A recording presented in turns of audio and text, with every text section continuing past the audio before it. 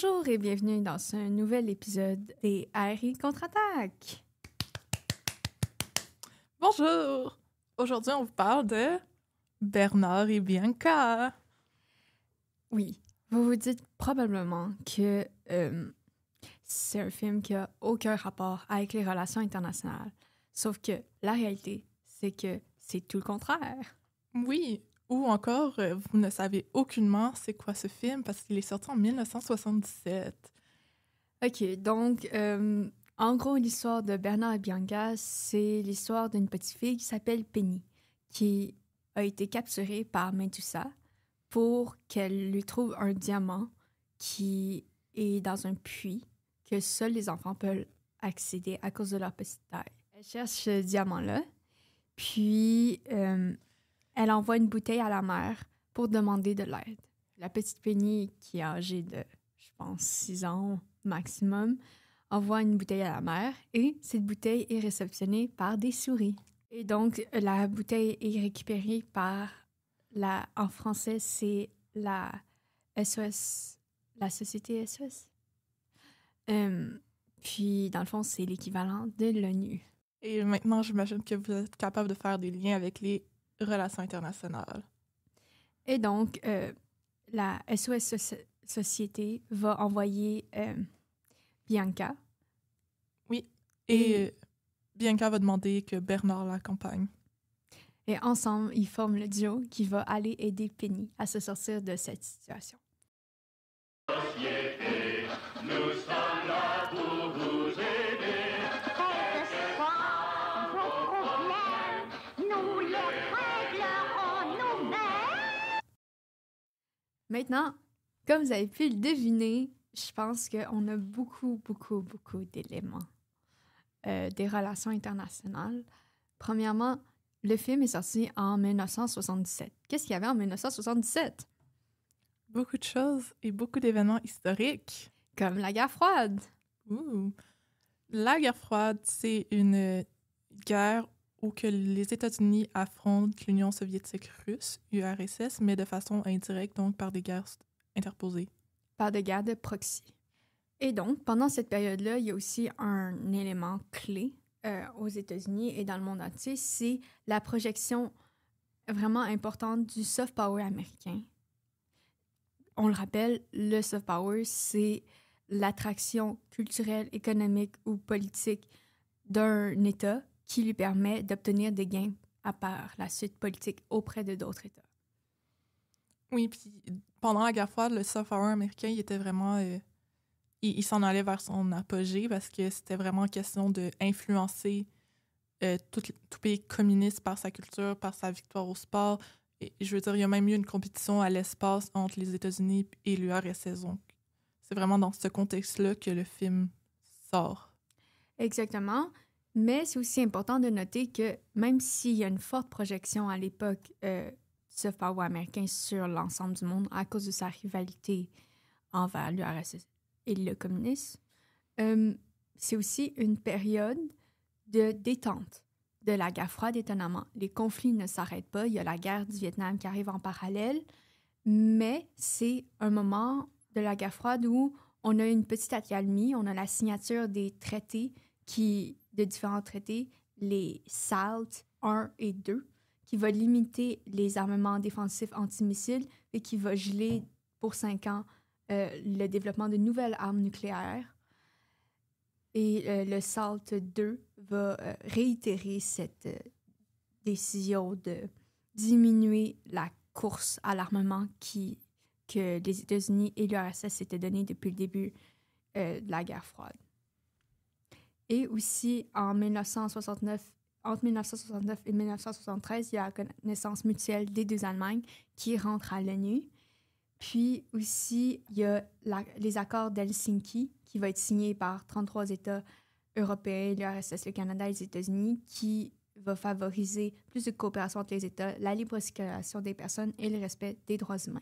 Dans le fond, grosso modo, tout ça pour dire qu'on est encore dans des guerres de proxy, mais ouvertement, l'URSS et les États-Unis vont vraiment vouloir comme diminuer les affrontements plutôt directs puis cette course aux armements. Et donc, c'est pour ça que la première scène de Bernard et Bianca, si on revient à ça, c'est une scène à l'ONU. Oui, c'est une des premières scènes du film et on voit les souris qui se promènent, voyagent par différents moyens pour se rendre à cette organisation internationale-là qui est l'ONU. Et en même temps, ils voyagent avec des humains qui y travaillent. Et quelque chose qui m'a frappée, c'est que les humains se rendent au Conseil économique et scientifique, ce qui fait un écho à l'ECOSOC de l'ONU. L'ECOSOC, c'est le Conseil économique et social et de l'environnement. Exactement. Donc, on rappelle que l'ONU a été créée en 1946 et un des pays fondateurs, fun fact, c'est le Canada. Puis aussi, ce qui est intéressant, c'est que la brève partie qu'on voit à l'ONU, bon, je pense que mutuellement, on a beaucoup arrêté à cette partie-là. Oui. Parce que dans mon cas, je pense que je l'ai revue au moins 10 fois. C'est intéressant parce que si vous prêtez l'oreille, même dans la version anglaise, on entend du français. Ensuite, bon, j'ai pas été capable de confirmer c'est quelle autre langue, mais c'est probablement soit de l'arabe ou de l'espagnol, mais étant donné que c'est la qualité de l'époque, je suis pas tout à fait sûre, mais ça fait partie des langues officielles. À l'ONU, dans le fond, les langues officielles, c'est le chinois, le français, l'anglais, le russe, l'espagnol, puis ensuite l'arabe. Ils ont 6 langues officielles. C'est assez intéressant parce que on voit du côté corner, du côté des souris, l'équivalent de l'ONU côté souris, on voit plusieurs souris qui entrent dans l'espèce d'assemblée générale des souris qui est en fait une valise, qui est vraiment cute. Là. On voit différentes souris, puis c'est intéressant parce que on voit les différentes souris saluer le concierge Bernard en différentes langues aussi. Oui. On entend du russe, puis après, on voit par la suite que c'est la Lettonie. Ensuite, on voit une souris le saluer en allemand.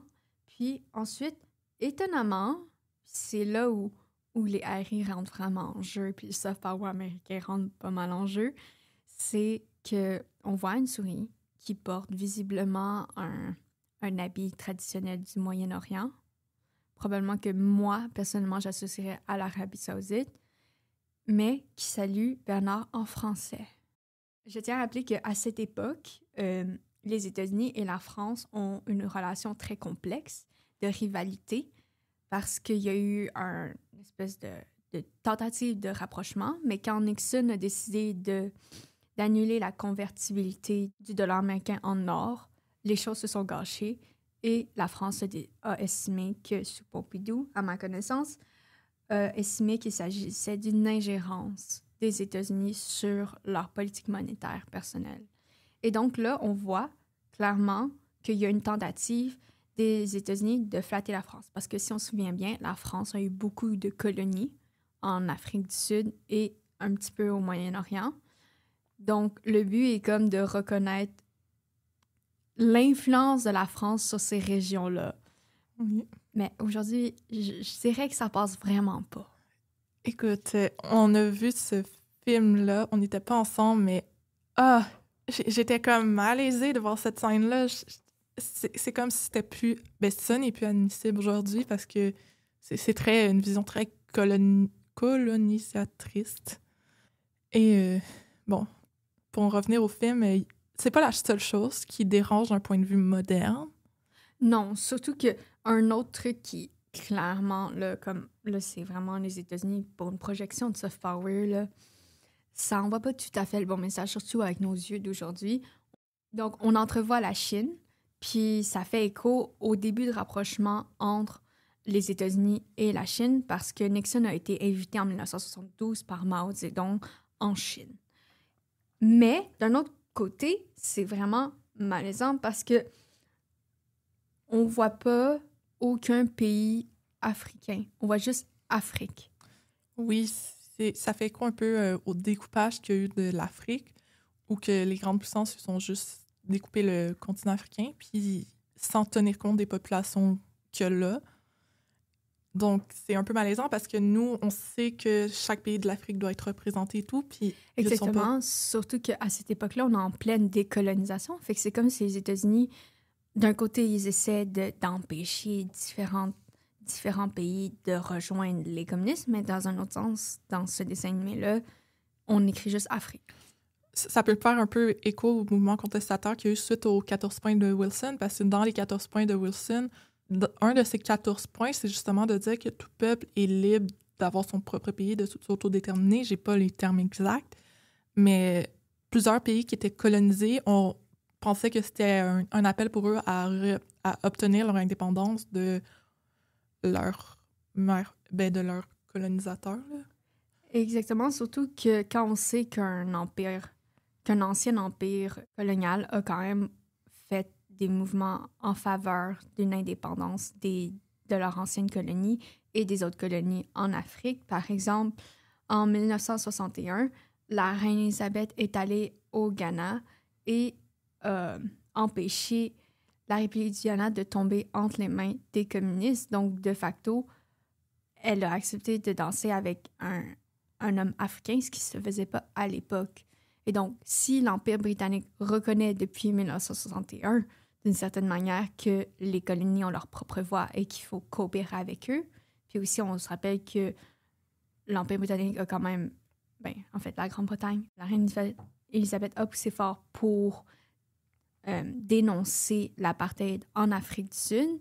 Je veux dire, on est en 1977, puis les États-Unis considèrent que l'Afrique, c'est un tout et non différents pays. Non, mais aussi, c'est que c'est reconnu dans l'histoire que plusieurs présidents américains étaient racistes. Juste Wilson, ils reconnaissent, si je me trompe pas, ils surnommaient les personnes japonaises, les jaunes, quelque chose du genre. Là. Et si on en revient au film? Exactement.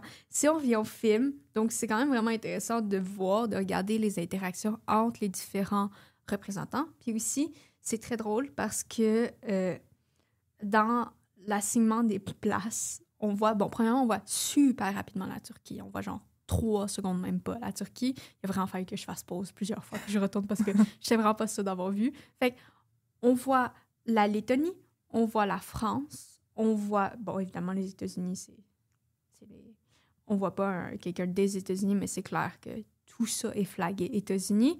On voit aussi la Syrie et l'Argentine. Puis on fait juste mention d'Afrique. Donc, déjà, avec tous ces éléments-là, on peut voir très bien quel genre de vision les États-Unis veulent nous montrer de l'ONU. On a une coopération, mais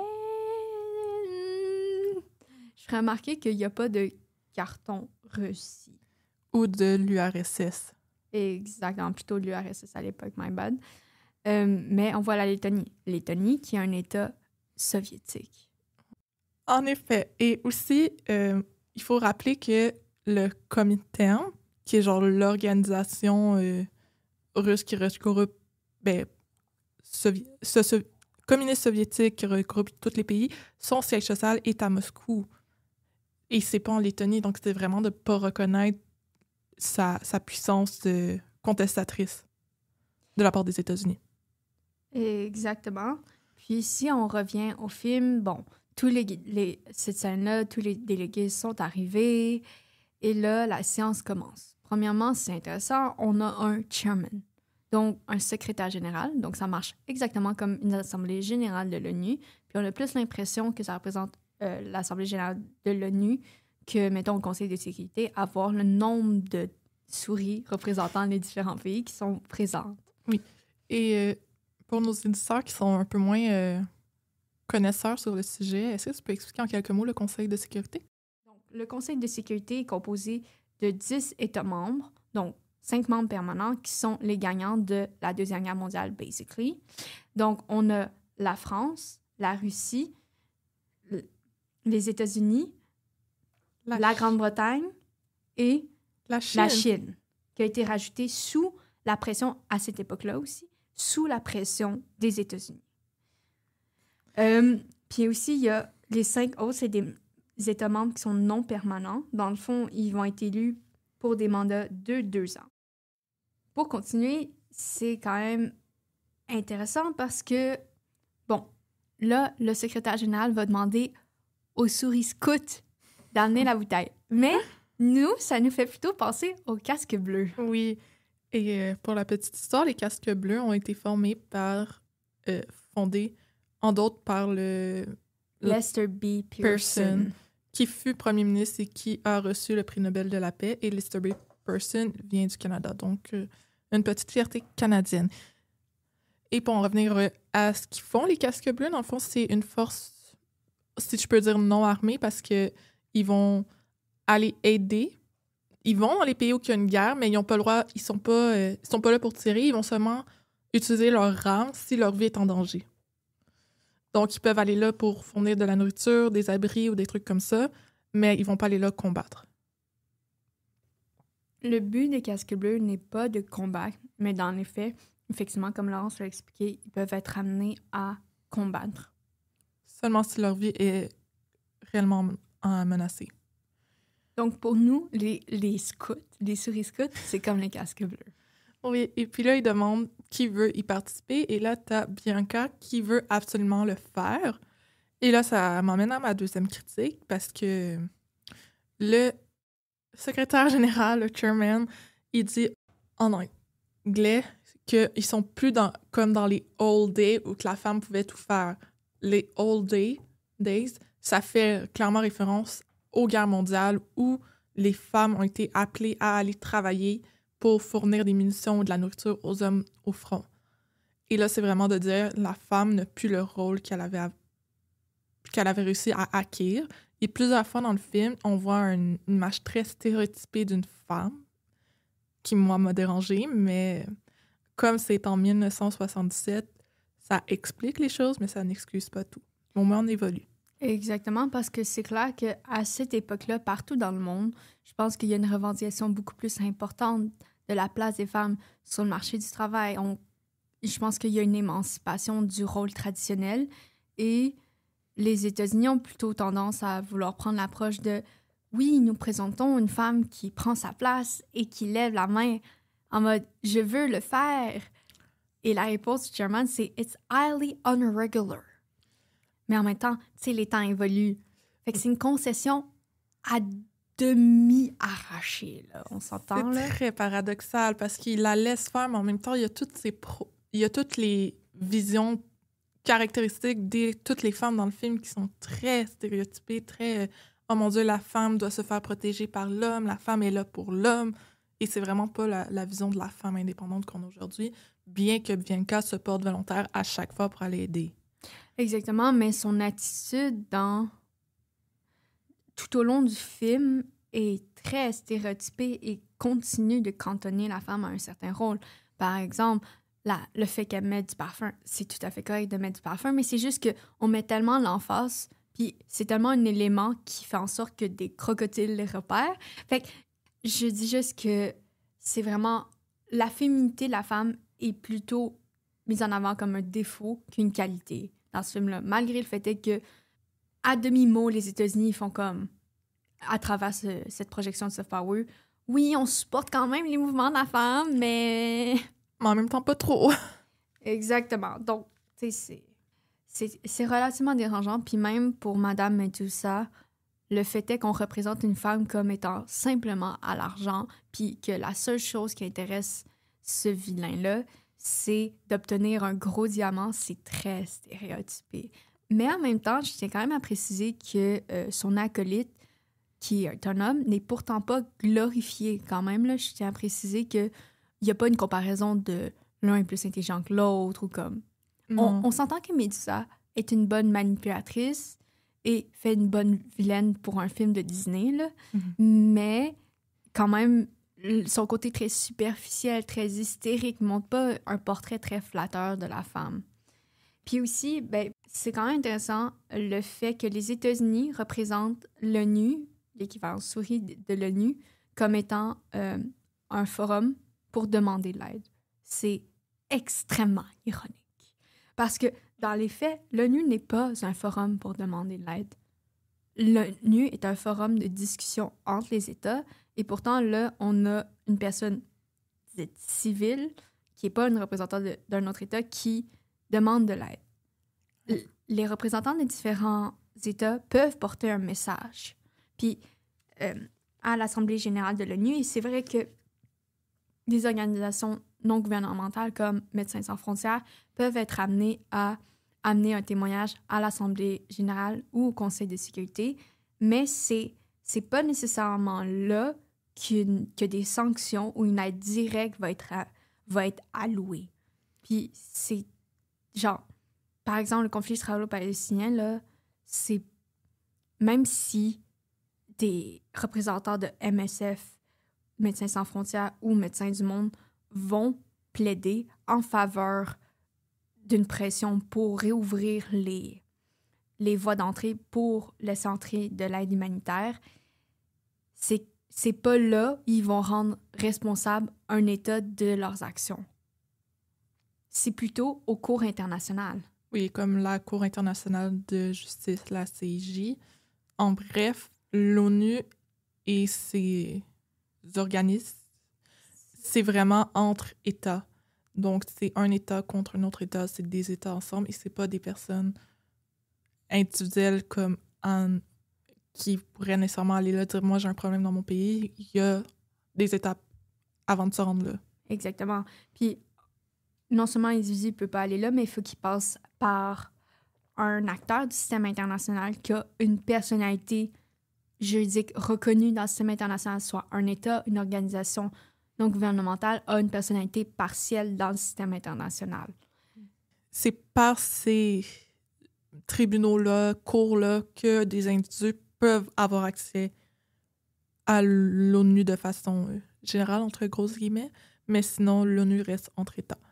Exactement. Donc là, c'est vraiment une volonté des États-Unis de représenter l'ONU, donc quand même un organe international qui a été fondé principalement selon leur propre idée. Oui, il y a eu des discussions avec la Russie à la fin de la Deuxième Guerre mondiale, mais dans les faits, la Russie s'est rapidement séparée de l'ONU. Par exemple, à l'aube du déclenchement de la guerre de Corée, la Russie a pratiqué la technique de la chaise vide, a décidé de ne pas se présenter au vote du Conseil de sécurité. Et donc, ça a mené à l'envoi de troupes. En Corée. Exactement. Et en plus, pour symboliser le fait que ça représente réellement l'ONU dans le film, on s'entend que quand on voit les souris ou les êtres humains rentrer dans ce bâtiment-là, le logo est bleu comme l'ONU. Fait que, dans les faits, c'est vraiment une volonté des États-Unis de vraiment représenter l'ONU comme un défenseur des droits de la personne. Sauf que dans les faits, c'est tout à fait impossible que quelqu'un arrive à l'ONU et se présente pour revendiquer ses droits, bien que si vous allez à New York, vous allez voir beaucoup de gens qui vont camper devant le siège de l'ONU pour demander justice pour différents sujets. Mais en même temps, faire ça à cet endroit-là, oui, ça attire les sympathies de certains représentants de certains États, mais après, les représentants des différents États membres ont leur propre ligne à suivre en termes de politique étrangère. Donc, il faut qu'ils suivent les consignes de leur pays. Donc la manière d'avoir gain de cause, c'est vraiment via les cours internationales plutôt que l'ONU. Parce que l'ONU, c'est extrêmement rare qu'on va voir un individu témoigner à l'ONU. Mis à part si c'est une personnalité publique connue. Bon, on a un bon exemple ici. Par exemple, BTS est allé à l'ONU. Moi, je pense aussi à Greta Thunberg. Exactement. Mais ça, c'est des individus qui sont plutôt des personnalités connues. Et donc, vous et moi, on passerait même pas les portes. Mais vous pouvez passer les portes de l'ONU pour visiter parce qu'à New York, ils font des visites gratuites. Donc. Exactement. Puis on vous le recommande vraiment parce que c'est très intéressant parce que, premièrement, juste dans le jardin, prenez une journée où il fait beau, où il pleut pas, parce qu'il y a plein de statues dans les jardins, genre jardins de l'ONU, qui sont des cadeaux des différents dirigeants du monde entier à travers les années. Puis, il y a plusieurs cadeaux qui sont exposés comme ça. C'est super intéressant. OK. Maintenant qu'on a fini de parler de l'ONU, moi, je veux faire des liens avec d'autres éléments du film qui se passent un peu plus vers la fin du film. Premièrement, ce qui est le plus en lien avec l'ONU, c'est la coutume internationale parce que dans le film, ils semblent vraiment se ressortir de tous les personnages, excepté les antagonistes, que le fait que la petite Penny doit travailler et qu'elle est maltraitée chez sa fausse famille d'accueil, si je peux dire ça comme ça, c'est vraiment interdit et que ça ne devrait pas se produire. Donc ça fait appel à la coutume internationale ou la norme de Jessica Wen. Et celle plus spécifiquement que moi, ça me faisait penser, c'était celle de l'interdiction de l'esclavage des enfants. Exactement. Dans le fond, premièrement, il y a une convention internationale sur les droits des enfants. Et c'est la convention qui est la plus ratifiée par tous les États membres de l'ONU. Exactement, mais c'est aussi présent l'interdiction de l'esclavage dans le pacte des droits socio-économiques. Non, dans le pacte des droits civils et politiques, c'est aussi présent. Donc, c'est aussi une projection de la lecture du droit international des États-Unis et ce qui devrait être. Et aussi, on s'entend que Penny a été kidnappée. Donc, ça fait aussi appel au droit à la sécurité. Et le fait que tous les pays représentés dans le film soient contre cet événement-là de Penny, ça fait réellement appel au droit international et à la vision que les États-Unis ont de celui-ci. Et pour finir, je fais vraiment un gros retour en arrière et Anne va être fière de moi et elle va pouvoir vous l'expliquer plus en détail. Le système de l'étalon d'or est mentionné implicitement dans le film parce que le diamant de l'œil du dragon, Devil's Eyes. Devil Eyes, merci, qui est représenté comme la richesse. Et là, c'est vraiment, pour moi, ça fait un lien avec l'étalon d'or parce que l'argent, c'est comme... Médusa dit comme littéralement que ce diamant-là va l'amener toute la richesse et de l'argent qu'elle a besoin. Et l'étalon d'or, c'est un peu ça avec l'or. Exactement. OK.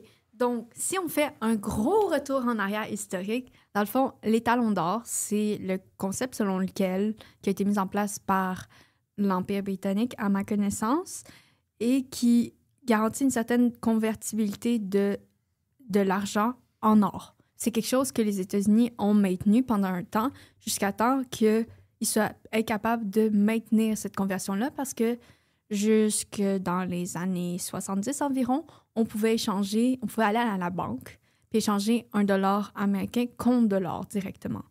Et donc, ça fait référence à l'idée qu'avant, l'argent papier que nous avons tous entre les mains, en quelque part, ou dans notre compte de banque, puis faire ça, mais on s'entend que aujourd'hui, l'or demeure quand même une valeur qui est importante pour mesurer les profits et qui est une valeur qui ne va pas subir de l'inflation. Donc, encore aujourd'hui, l'or, il y a beaucoup de pays moyen-orientaux et asiatiques qui vont investir dans des bijoux en or justement pour s'assurer d'avoir un bien dont la valeur ne va pas se dévaluer en fonction du marché boursier. Sur ces belles paroles, on conclut cet épisode. Fait que merci d'avoir écouté ça jusqu'au bout et on espère qu'on n'a pas ruiné vos souvenirs d'enfance parce que pour ma part, ça a un peu ruiné mes souvenirs d'enfance de ce film. Si vous êtes